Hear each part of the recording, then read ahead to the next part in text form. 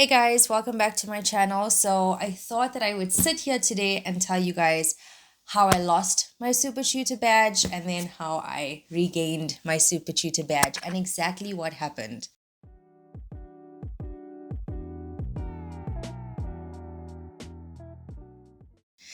So if I think it's about 4 or 5 months ago, I got an email saying that I am no longer a super tutor, and I was like, what? Okay. I didn't have any bad reviews. I didn't skip any classes. I didn't do anything bad. So, what the hell happened? So, basically, Preply has a new insights page, and there you can track your statistics. And basically, there are 7 requirements to becoming a super tutor, and they then monitor your trial reschedule rate and also your normal lesson reschedule rate. You have a minimum amount or percentage that you can reschedule or cancel or whatever the case is, and if you go over that, you're out. So I did not realize that this was now part of the criteria, and I wasn't actually rescheduling the majority of these lessons because of myself, right? Um, there were a lot of students who would message me and ask me to move their class or reschedule the class because they didn't want to cancel the class. And the reason for this is because previously, Preply gives you 4 hours to reschedule. So you have 4 hours before the class starts and you can reschedule your class. If you are in that 4 hour period, you are unable to reschedule, you'd need to cancel and pay for the class.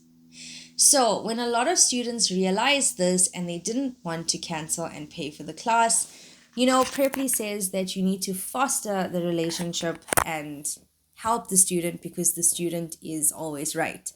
I have another story about this student is always right thing, which I will share with you guys in another video. But basically, if a student messaged me and said, listen, I can't attend the lesson for whatever reason, can you please reschedule? I did this. I did this for them because they were my students. I wanted to keep the relationship and not destroy it, blah, blah, blah. Okay. So I do this for all of my students, and then I realize that my reschedule rate and my cancel rate is now, for example, where it's supposed to be 10%, it's sitting on 38%. Because as a teacher, if I reschedule or I cancel, I am not charged anything, right? And neither is the student. So I was doing this for a lot of my students, and then I realized, oh my gosh, I actually shot myself in the foot because now I've lost my super tutor badge. I obviously wasn't monitoring this on my side. I didn't actually know that this was going to impact me. So then when I realized this, I messaged all of my students and I said, okay, guys, unfortunately, this is the deal. If you can't come to your lesson, or you have maybe plans that might happen or anything that could pop up where you can't appear in class, you have up until 4 hours before your lesson to reschedule. Once it passes that time, there's nothing I can do about it because when I'm rescheduling your classes or canceling them for you, I'm being penalized basically, and now I've lost my super tutor badge. Some students were okay with this, other students were like, oh no, but now if something urgent happens, what do they do? And I said to them, well, for now, this is how it has to work because having that badge is really important to me. I worked really hard to get it the first time, and losing it was super sour.